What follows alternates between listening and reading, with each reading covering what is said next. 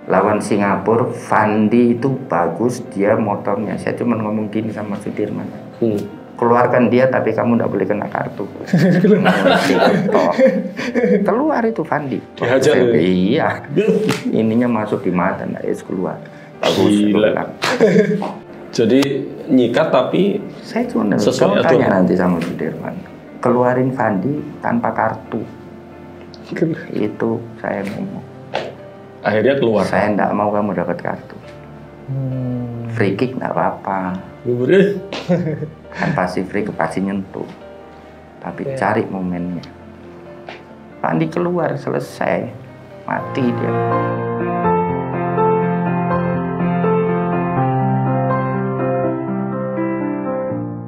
Mati Singapura. Siapa yang mau menyelesaikan? Iya. Karena waktu itu tadi kan kita compare, kita tahu. Kita mau lawan Singapura harus nyerang lewat mana, dengan cara apa. Semua lawan kita gitukan. Makanya Thailand itu nggak dianggap Thailand itu. Nggak dianggap ya? Thailand nggak dianggap. Sekarang? Di itu ya. Jangan ngomong meskipun itu. Enggak, maksudnya enggak dianggap tuh gini. Waktu itu ada Piapong, main Piapong. Dan dia datang sebagai 4 besar Asian Games Beijing. Thailand itu ya. 90 Beijing kan dia 4 besar. Sama kita waktu 87 kan datang sebagai 4 besar Asian Games. Iya. Dia gitu. Kenapa nggak dianggap? Nah, karena kita compare datanya. Berdasarkan datanya. Kita itu kalau masuk lapangan, kita sudah tahu ini lawannya kalahnya di mana, kita harus main bagaimana. Itu sudah tahu. Di zaman belum komputerisasi gitu sudah punya data yang detail ya. Kalau kita mau main, briefingnya itu kita bagi lapangan itu menjadi 9. Lapangan itu bagi 3, ini 3, 9 bagian. Nah, nanti nyerangnya dari mana? Kamu kalau lawan speedmu, Hanafing kiri luar, lawan bek kanan, speedmu menang ini, Ving. Jadi kamu mesti berani lawan dia. Fokus dari sana penyerangannya. Ya. Jadi kita tahu kalau lawan ini Hanafing bisa bermanfaat. Kasih lari menang Hanafing. Artinya apa? Kalau dia menang dia kan crossing. Crossing siapa yang masuk di sini? Masuknya di mana? Oke, pemain tengahnya kuat heading atau enggak? Kalau dia kuat heading ya bolanya harus dari bawah. Enggak, data-data dari itu didapat dari mana? Loh, ngamati. Scouting itu ya? Yang Yurin itu. Oh, asistennya ya? Asistennya itu. Oh, jadi dari Soviet lawan, juga? Semua lawan tuh kita, makanya kita waktu itu enak-enak aja. Gitu loh. Jadi selain memang kondisi fisik main-main itu oke, ada lawan misalnya lawan Filipina. Nah, kita 70% saja. Jadi pemain cadangan masukkan dengan ini semua. Gitu ya. Diukurnya di atasnya itu.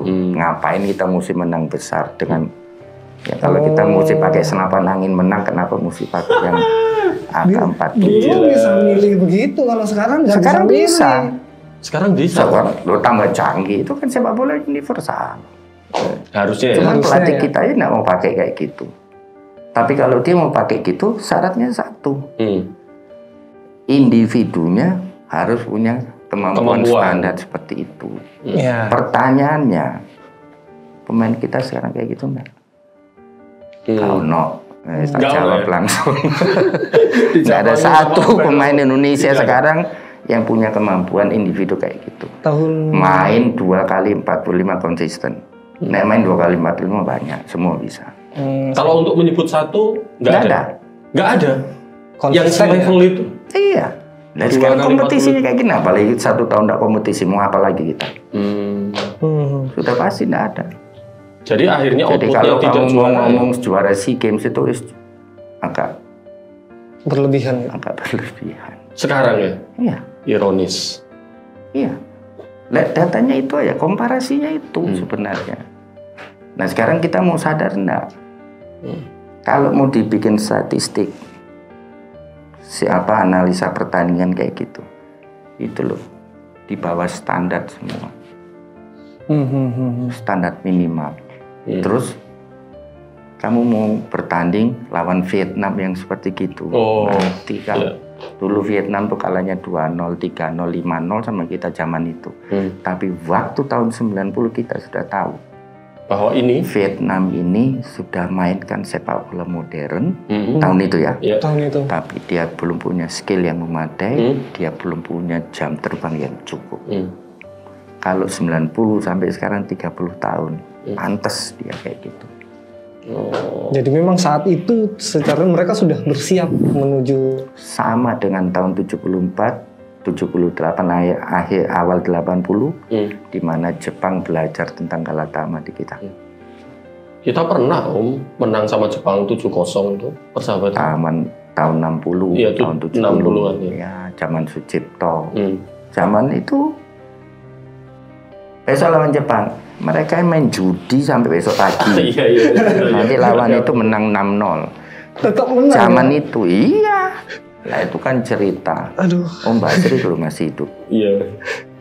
Kan berarti gitu. Betul ceritanya. Iya.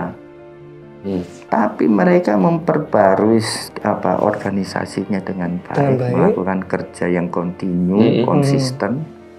Jadi dia sekarang kita nggak mungkin nguber Jepang, Vietnam yang nggak keuber, apalagi Jepang. Seperti gitu. Jadi Jadi kalau itu tadi saya bilang, orang kita atau masyarakat kita itu selalu sudah terlalu terlalu oleh organisasi, oleh federasi ya. Ini terlalu banyak ditipu sebenarnya. Seolah-olah kita itu masih top. Padahal yang nggak ada apa-apa nih, sudah rapuh, udah rontok ini semua. Dasar-dasarnya rontok sebenarnya. Untuk perbaikan itu, bangun itu nggak cukup 10 tahun. Wah, berapa lama? Tergantung kamu bagaimana efektifnya kamu bangun dasarnya. Jadi nomor 1 itu lo fisik. Nomor 1 fisik ya? Ya, atau nomor 2 bagaimana mindsetmu tentang sepak bola ini. Kan nggak mungkin kamu bisa menghasilkan pemikiran kerjasama yang baik kalau mindsetmu masih tahun 90. Mindset sepak bola ini tahun sudah 2021. Jadul gitu ya? Jadul. Ya kan? Bisa nggak kamu manajemen toko merajang lawan supermarket? Sama-sama bisa jualannya, efektivitasnya. Kalah jauh sama sana. Kan gitu. Nah itu tadi. Artinya sekarang itu udah nggak ada apa-apanya gitu ya? Nggak ada, menurut saya nggak ada apa-apanya. Nah, tapi kalau ngomong skill individu, kita nggak kalah. Skill individu ya. Artinya masih ada lah ya? Ada. Masih tapi ada kita ini permainan individu atau tim? Kalau permainan tim, itu dari manajer, pelatih, sampai pemain itu harus sama pemikirannya. Sampai perlengkapan. Sampai perlengkapan. Jadi apapun yang dilakukan itu menunjang kinerja tim, bukan kinerja individu. Oke. Gitu loh, karena ini tim. Lah kalau pengurusnya nggak ngerti, terus nggak ngerti nggak memahami sepak bola itu dengan benar. Bagaimana mesti membawa tim? Contoh Pak Manila, dia militer, tapi dia lebih mengutamakan menyesuaikan dengan Polosin. Polosin ini kan orang bola, ada Bang Danur, dia cuma ngikuti itu aja. Ritmenya menyamakan gitu. Menyamakan itu. Kemudian dia bikin situasinya menjadi kondusif. Itu tugas dia sebagai pimpinan. Ya kan? Bagaimana di dalam ini berjalan dengan kondusif, enak, lancar, kan gitu. Kalau dia pakai caranya dia di militer, bubar ini sudah. Dari kemarin-kemarin bubar. Kan gitu. Setelah tim ini 91, tidak ada lagi yang kayak gitu. Kenapa? Karena pimpinannya bukan model-modelnya yang memang orang memikirkan sepak bola yang sebagai pembinaan untuk prestasi. Memikirkan apa berarti? Ya, di luar itu tentunya. Di luar itu ya? Di luar itu. Di luar sepak bola sebagai prestasi. Setelah Pak Kardono, Pak Aswar Anas. Setelah Pak Aswar Anas, Nurdin. Hancur-hancuran. Karena dibolak-balik aturannya. Ya kan? Orientasinya bagaimana mereka mengkooptasi PSSI itu. Sehingga untuk urusan prestasi sepak bolanya wis nomor yang penting gua kuasain. Kan gitu aja. Dirubah ADART-nya, ya kan? Semua statutanya dirubah. Dulu kan semua daerah punya suara. Sekarang kan hanya yang aktif yang punya suara. Ya itu mempermudah mereka. Jadi daerah-daerah ya sudah tidak punya suara. Kan gitu. Itu yang sudah jauh menyimpang sebenarnya. Ya toh, kalau nanti dibilang bahwa ini sesuai statuta FIFA, ya harus begitu. Tapi bagaimana kamu mengakomodir seluruhnya ini? Kalau sudah punya niat terselubung yang seperti itu, ya sudah sampai kapanpun ya tetap begitu. Itu yang membuat kita dengan negara seperti Vietnam saja kalah. Kita sudah kalahkan Jepang, Vietnam masih perang waktu itu, tahun 74. Ya kan? Nah sekarang dia di atas kita, kenapa bisa begitu? Nah, kita kan lihat aja, flashback aja, semua ada data faktanya, historinya ada. Apa yang kita lakukan? Kan begitu. Terakhir kali saya rasa Indonesia berprestasi adalah ketika era Galatama. Jadi kayak Galatama ya waktu itu ya. Kalau sekarang dengan profesional sekarang.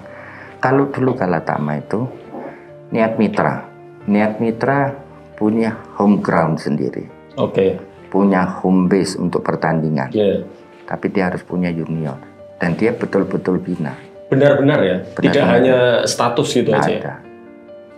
Hari ini, sekarang ini Persebaya itu punya enggak?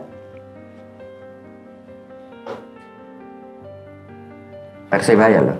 Persebaya junior ya? Mana ada? Gak ada. Ada manajemennya? No. Mahal mungkin? Nah, itu tadi. Kalau kamu mau profesional, kamu bilang profesional, sama dengan perusahaan toh. Jadi kalau bicara Galatama, malah Galatama berarti seperti lebih maju. Galatama di awalnya itu begitu. Makanya tidak banyak. Berapa waktu idenya? Itu? Awal? Belasan kok cuma. Belasan ya? Iya, 14. BBS Atama dulu masih ada. BBS Atama yang pertama. Nah itu ada almarhum Kadir Yusuf. Itu kolumnisnya Kompas. Itu juga dia ada yang bukan pemilik tapi dia terlibat di BBS Atama di Bangka dulu. Dia yang mengerange itu semua. Jalannya harus. Jadi awalnya Galatama itu benar. Awalnya. Ide Galatama itu benar. Apa? Jadi benernya itu apa? Zaman itu perserikatan kan kita 2 tahun sekali kompetisi. Kalau 2 tahun sekali kamu tidak optimal. Jadi harus butuh klub yang setiap tahun harus ada kompetisinya. Jadi pemain tuh harus dia main dalam 1 tahun 52 kali kompetisi pertandingan resmi dia. Nah, itu diharapkan kemampuannya meningkat, ya kan? Kalau kita 2 tahun sekali, kalau kamu main di divisi utama zaman dulu, ya kan? Bilanglah untuk pertama areanya paling main 8 kali. Nanti di putaran final 6 besar, 10 besar dulu kan 6 besar kan? PSM, Persibaya, Persija, PSMS, kan gitu-gitu ya. Nggak sampai 20 kan mainnya. Dalam 2 tahun, resmi PSSI punya. Tentu mereka juga main di turnamen Surya, Tugu Muda, apa macam-macam gitu ya. Piala Siliwangi kan gitu ya. Jadi kurang pertandingannya. Makanya dibikin waktu itu belum bisa profesional. Jadi semi profesional, namanya Galatama. Harapannya sekarang kita mulai semi pro dulu, dalam 5 tahun 6 tahun menjadi pro. Kan begitu. Tentunya klub ini karena dia profesional nanti dia harus bisa mengenerate uangnya untuk operasional. Dari mana? Dari penjualan tiket. Kenapa orang beli? Karena kualitasnya kan lebih bagus dari perserikatan, kan gitu kan. Nah, kenyataannya masyarakat Indonesia beda. unsur kedaerahannya itu lebih kuat daripada dukung Arseto. Ya aku Arseto mana? Jakarta. Ya Persija yang tak dukung. Arseto Solo. Nah, pindah dulu Jakarta pertama, terus menjadi Solo. Nah dia di Solo pun gitu. Daripada Arseto, ya Persis yang nah kayak dulu Niat Mitra berat pertama dulu. Karena ada Persibaya kan punya nama besar, ya kan, gitu loh. Nah itu yang membuat kenapa terus Galatama akhirnya berubah, tidak jadi pro karena ini kualitasnya dianggap lebih bagus, penontonnya tidak ada, ya kan. Nah tidak jadi pro, nah karena ini terus berlaku begitu, penggabungan Galatama dan Perserikatan itu digabung, ya kan? Ya. Nah, di situ kenapa terus Pak Wenas mengatakan aku tidak setuju bubar. Niat Mitra bubar. Oh, jadi Niat Mitra bubar ketika karena ada penggabungan. Itu sudah menyalahi kesepakatan yang awal dulu. Gitu loh. Jadi kualitasnya baik, tidak ada penonton karena ya yang mau nonton itu kan yang mendukung Persebaya, Persema, Persib itu yang gede. Makanya kan digabunglah. Tapi Niat rame waktu itu. Hanya Niat. Arema. Ya Arema terakhir karena Persimanya mati. Oh. Coba kalau Persemanya itu hidup kayak Persebaya, nggak muncul Arema itu. Pasti nggak muncul. Itu. Jadi artinya perjalanan sepak bola kita itu seperti itu, penggabungan itu jadi tidak benar. Nah, terus menjelma seperti sekarang. Setelah penggabungan bukan justru artinya seiring dengan penggabungan prestasi kita juga makin gini. Ya, kalau prestasi itu sebenarnya tidak terlalu signifikan. Prestasi kita turun tuh karena ya pengurusnya ini yang tidak benar. Karena tidak pernah memikirkan sepak bola secara benar. Memikirkan hal lain ya? Hal lain di luar sepak bola itu sendiri, meskipun ini organisasi sepak bola. Organisasi sepak bola tapi tidak menjadikan bisa juga bola. Dia hanya memikirkan komersialnya saja yang dipikir. Sepak bolanya sudah tidak dipikir. Kan gitu. Apa indikasinya? Sekarang kan kita cuma mau lihat yang Liga 1, Liga 2. Terus yang pembinaannya siapa yang ngurus? Event di daerah pun mati. Kok bisa? Dulu itu semarak. Kalau kita ngomong tahun 90 ke bawah, itu semarak untuk pembinaan. Banyak turnamennya, banyak kejuaraan kelompok-kelompok. Galakarya ada. Semua kan main di setiap level. Gitu loh. Dan hidup. Sekarang nggak ada, hanya itu. Ini semua mati. Lah itu pemain-pemain yang di Liga 1 itu dari mana? Lama-lama dari luar kita import semua ini. Karena tidak muncul dari bawah, dari daerah di mana. Susah munculnya. Overall kan masih mengelola HBS ya sekarang, masih mengelola. Iya. Gimana tantangannya sekarang mengelola tim? Saya kenapa? Internal Persibaya seperti apa? Saya cuma mengembalikan gini. HBS itu dulu yang menampung ayah saya. Bermain bola, kemudian dapat pekerjaan sampai beliau mencapai karir puncaknya di pekerjaan. Saya mulai main sepak bola di HBS itu. Itu yang membantu saya menjadi pemain nasional di awal, di level awal. Nah sekarang orang tua saya sudah tidak ada, ya saya ambil alih. Apa sih maunya? Apa manfaat buat saya? Bagi saya pribadi tidak ada. Tapi mengingat saya seperti ini karena sepak bola, saya mau kembalikan ke sepak bola.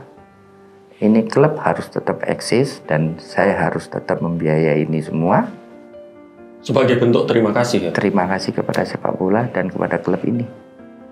Sasaran saya bilang saya tidak mau juara Persibaya itu tidak ada gunanya. Yang penting kamu bisa nampung anak-anak itu main bola, kemudian dia punya kesempatan, terus dia punya kesempatan ke klub lain, lu lepas semua deh. Kasih mereka jalan.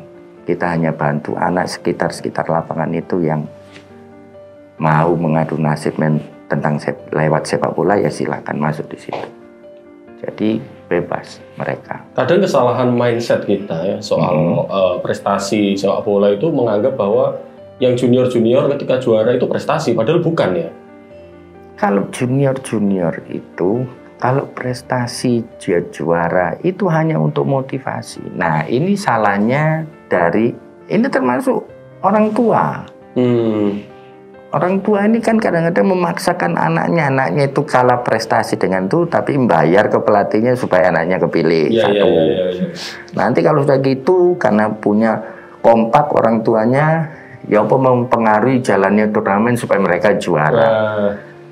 Nah ini yang sebenarnya menjadi masalah kita juga, ya. Jadi artinya anak-anak itu, saya lihat beberapa pemain sampai di level, karena itu kebetulan pemain daerah saya tahu dia. Tapi orang tuanya punya ambisi. Ya masuk dia di Persebaya anak itu. Tapi saya udah tahu ini enggak akan. Dan memang betul ya enggak mencuat. Ya pernah di Persebaya.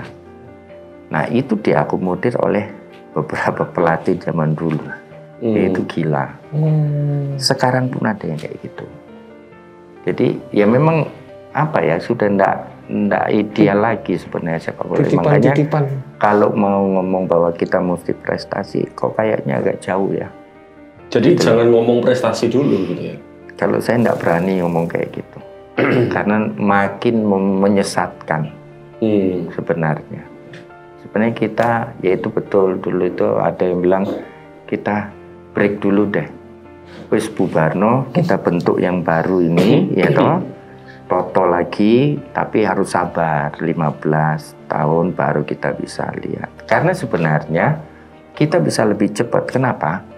Karena resource kita, bakat kita itu terlalu bagus. Sebenarnya, bakat kita terlalu bagus ya. Resource kita sangat melimpah ya. Iya, prosesnya yang keliru balik-balik itu loh. Jadi orang selalu ngomong trust the process ya, percaya pada proses.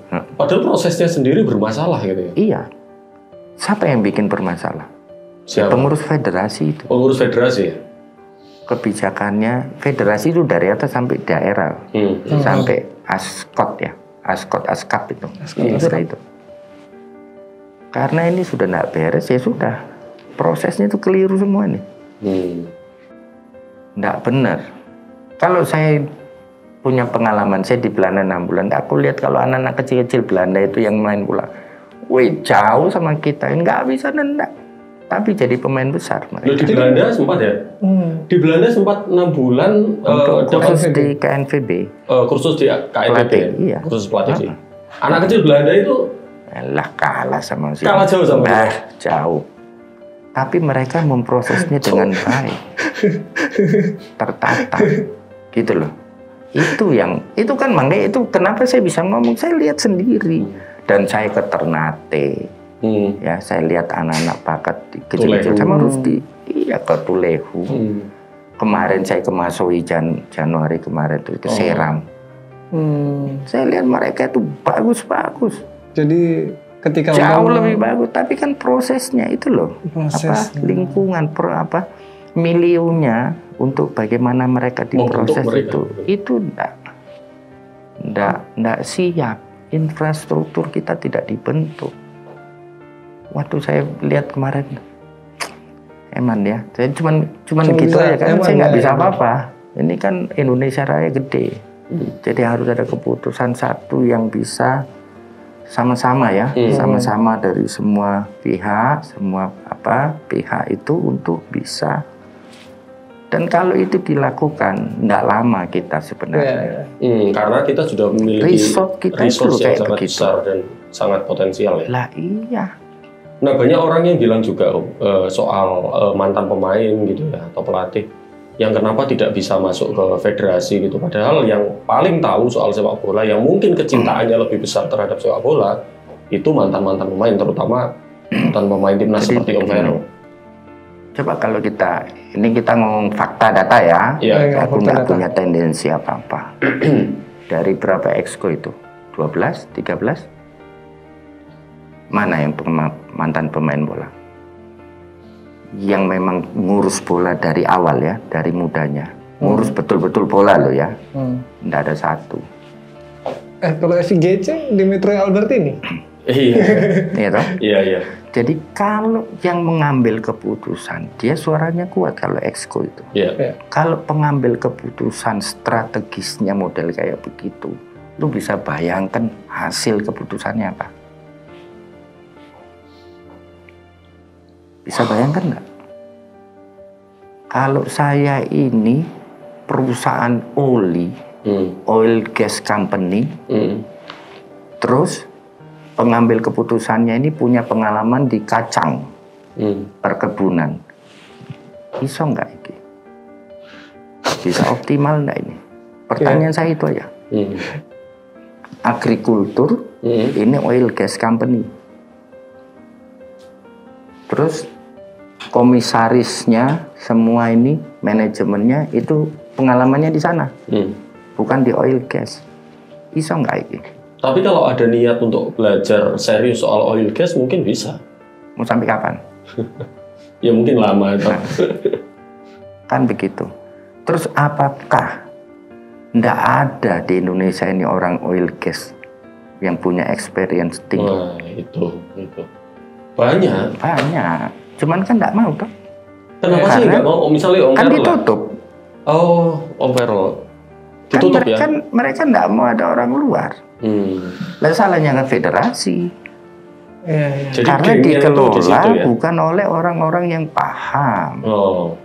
Tidak semua mantan pemain itu bisa atau punya kemampuan, punya kapabilitas untuk melakukan itu. Manajerial.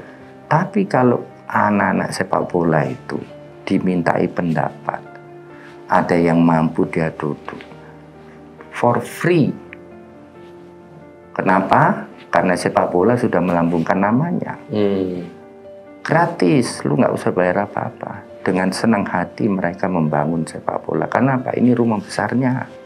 Jangan lupa itu. Tapi kalau rumah besarnya itu sudah dikooptasi oleh bandit-bandit, itu terus gimana? Ngapain? Toh contoh saya sendiri. Aku nggak butuh sepak bola.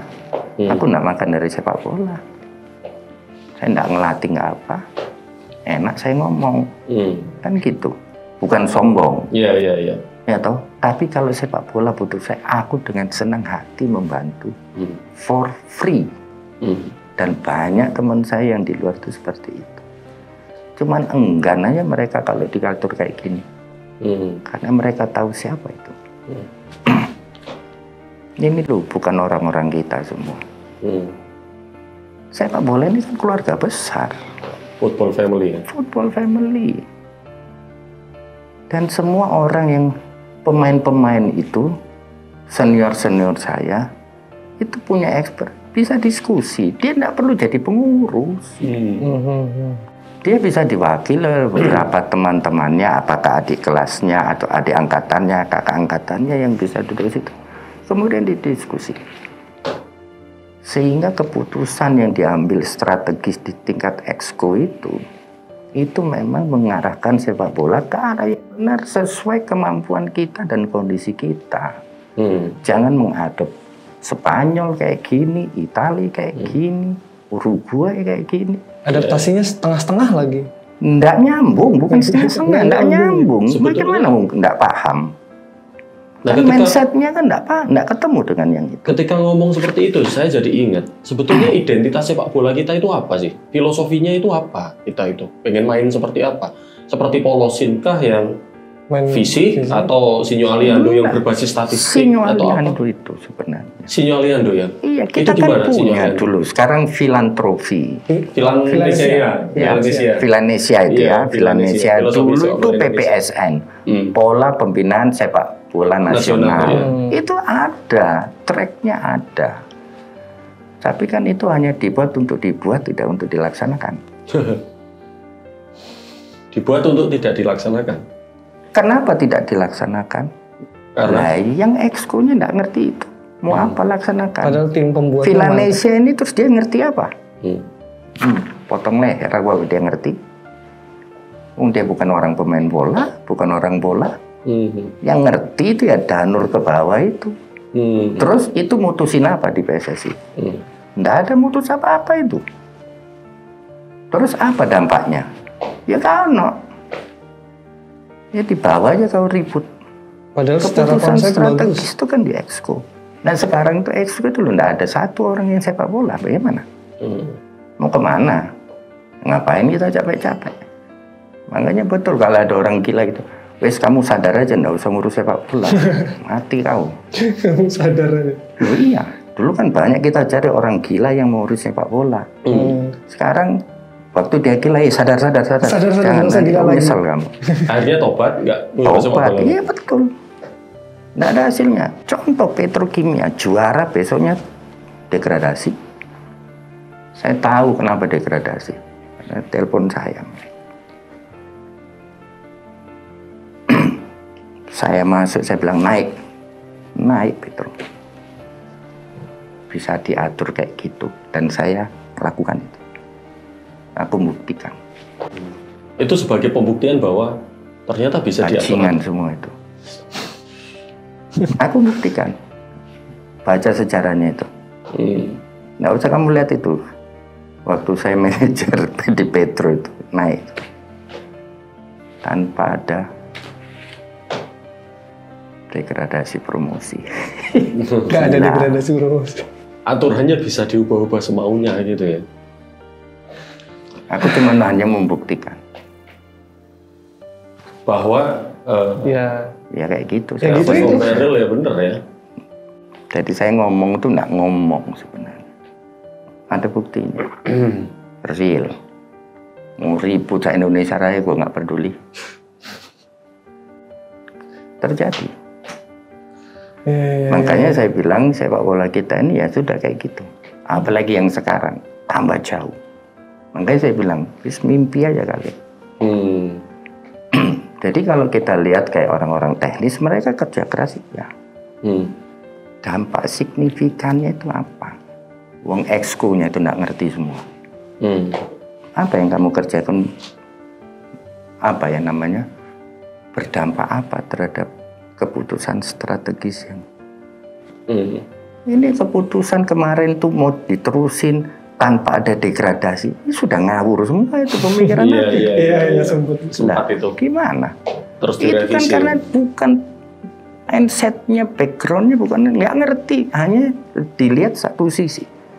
Bagaimana supaya sponsornya tetap ada, tapi dia punya geng kartel itu tidak ada yang jatuh.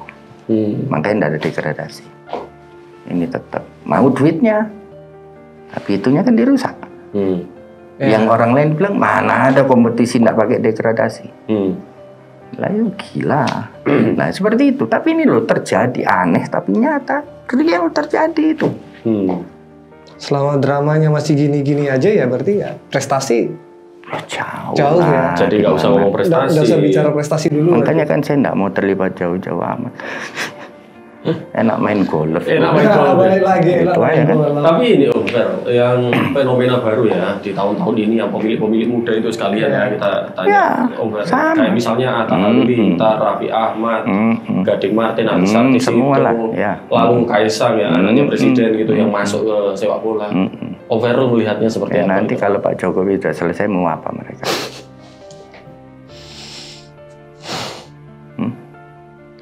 Pak Jokowi cuma tinggal 3 tahun ini.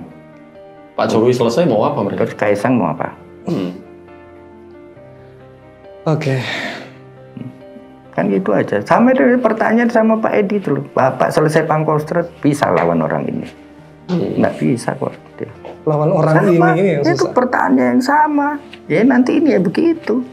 Ya dinamika dianggap pura-pura ya kamu boys. Kalau saya mikirin itu malah stres, malah mangkel, malah kan gitu. Ya kita ngurusin lah sepak bola yang untuk pembinaan. Ngurusin pembinaan itu maksudnya oke lah, ini tidak optimal, tapi minimal kamu kan punya apa? Kamu tidak jadi bajingan lah, kamu main bola aja di sini di klubku ini, ya kan? Wah, standarnya sangat ini ya, sangat mengerikan ya. Asal tidak jadi bajingan gitu. Nah iya toh. Nah bagaimana? Semua ditutup oleh sepak bola, kalau mau main betul nggak bisa. Dulu kita zaman saya itu teman-temanku yang cuman main di klub kecil itu, dia bisa main, dia kerja di Unilever, dia kerja di Collider, perusahaan ya. Iglas, dia kerja, dia dapat pekerjaan, even untuk satpam. Sekarang di mana? Apakah perusahaan itu cari pemain bola? Ya enggak, kenapa? Lah klubnya enggak ada, kompetisinya enggak ada. Mana dulu kompetisi amatir itu banyak. Ada 30 kita dulu Persebaya, kan? Jadi orang-orang yang peduli dengan sepak bola. Nah, aku juga kadang-kadang butuh pegawai, butuh orang. Nah, diambil dari itu aja. Paling enggak orang ini kan sportif toh. Nek skill kemampuan cara kerja itu bisa tapi lah mentalnya kan sportif orang ini, orang sepak bola. Sudah kelihatan di lapangan bagaimana dia main tuh. Kalau mainnya ngawur-ngawur ya gak usah tak pilih kan gitu kan. Yang mainnya benar, dia sportif, nah itu tak pilih. Pasti dalamnya kayak gitu, mau tak taruh di tempat manapun ya itu orangnya. Wis ketok. Gitu loh. Termasuk yang di Jawa Pos itu kan mantan-mantan mitra cukup banyak. Iya. Jadi teman kami di Askring itu kan. Terus apakah semua diterima? Enggak, ya dipilih. Ya, kan gitu. Tapi pilihan itu kan juga sudah kamu nyeleksi, daripada kamu buka open recruitment semua ndak kenal ini. Yang itu kan sudah kena di lapangan. Anak ini bagus, sini tak pilih sini. Begitu aja. Tapi gini Om Vero, yang bikin mantel itu yang terakhir kan adalah, iya kalau kita tidak memiliki sumber daya, iya kalau kita nggak punya pemain-pemain muda yang memang sangat berbakat gitu ya. Tetapi bakat-bakat itu akhirnya tersia-sia, hilang begitu saja karena tidak melalui proses yang betul gitu ya. Nah sekarang menurut Om Vero apa sih?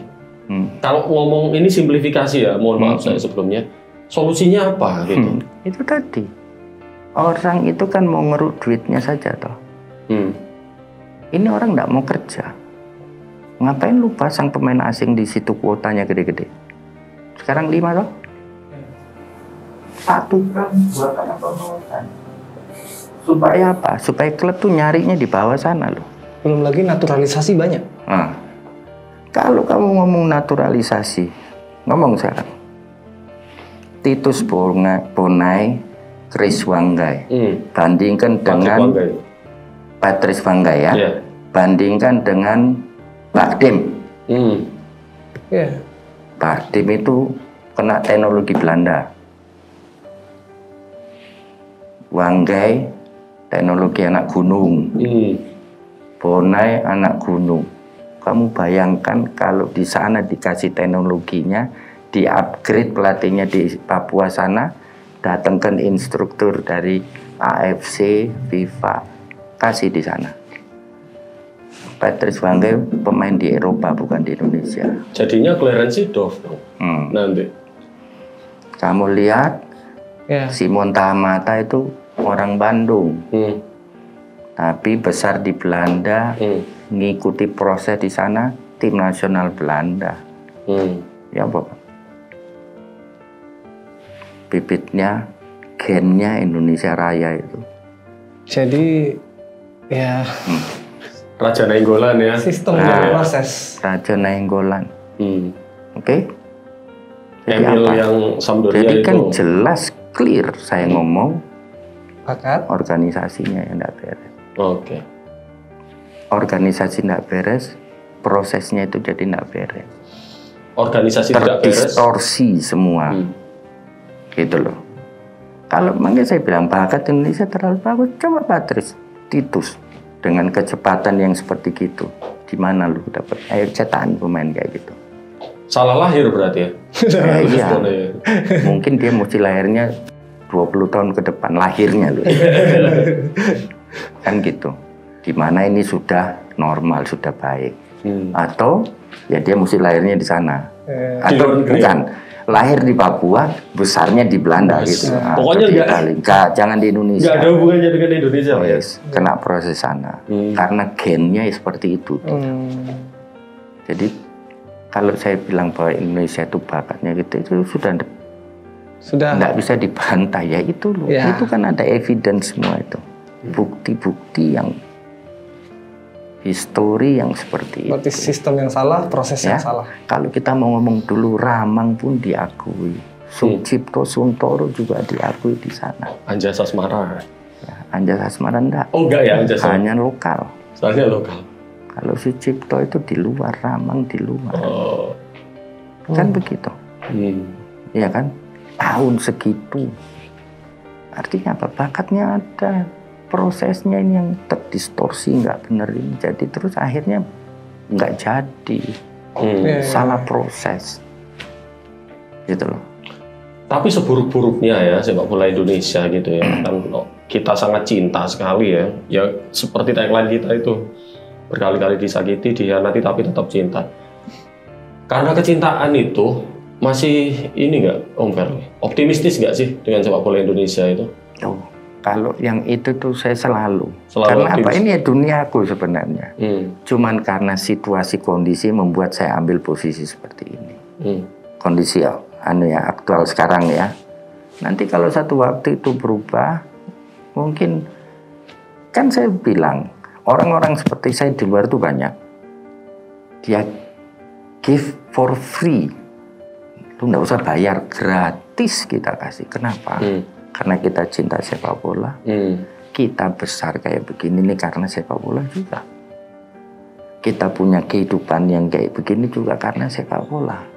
So, kita mati tidak bawa ini semua. Kita lebih baik bagi kepada mereka. Tapi kalau yang itu tidak mau terima, kita juga tidak bisa paksa. Ya kita nonton saja. Kan begitu. Itu posisiku. Aku tidak butuh sepak bola, tapi aku bisa gini karena sepak bola. Gitu loh. Di titik itu saya masih yang amatir itu saya beri kesempatan. Lapangan tak sewakan, pelatih disiapin, siapa mau silakan. Siapa tahu dia jadi pemain kan, membantu keluarganya, kan gitu aja. Ya kan, kita ya saling membagi aja udah, ya kan. Tapi kan kita nggak bisa berada di satu situasi yang kita jadi marah. Ngapain buat energi gitu kan? Nah, gitu loh. Capek. Dan teman-teman kita yang seperti saya gitu di luar sana lu banyak. Dan dia nggak perlu di pusat, dia di daerah-daerah juga banyak. Dan zaman saya kecil, zaman saya bapak saya masih pengurus, itu banyak volunteer yang mau berkorban untuk sepak bola karena dia senang, tapi dia rela, ikhlas memberikan yang dia punya apapun itu untuk sepak bola. Jadi guyup pengurusnya itu. Sekarang kan terkotak-kotak gitu loh. Eksklusivisme di sebelah sana, ya kan? Di luar itu nggak mau disingkirkan semua. Ya karena ya selama kayak gitu ya selama itu pula sepak bola kita ya nggak kemana-mana. Tuh. Oke. Gimana Bung Ilham?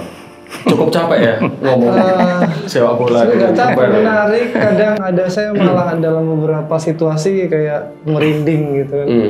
Ya kita pernah mencapai situasi yang kayak gitu ya. Hebatnya dan ya semoga ya kita masih melihat lagi ketika Indonesia bisa seperti yang diceritakan. Jadi Piala Asia masuk Asian Games masuk 4 besar. SEA Games peringkat 3 merupakan kegagalan. Peringkat 3 dianggap kegagalan dan malu-maluin.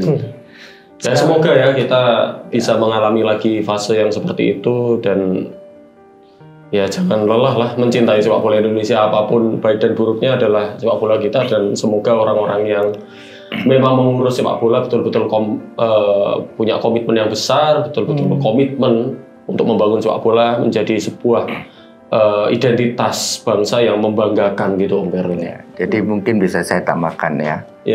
Jadi kalau kita membangun sepak bola itu ya seluruh stakeholders kita harus bisa satu frekuensi. Ya.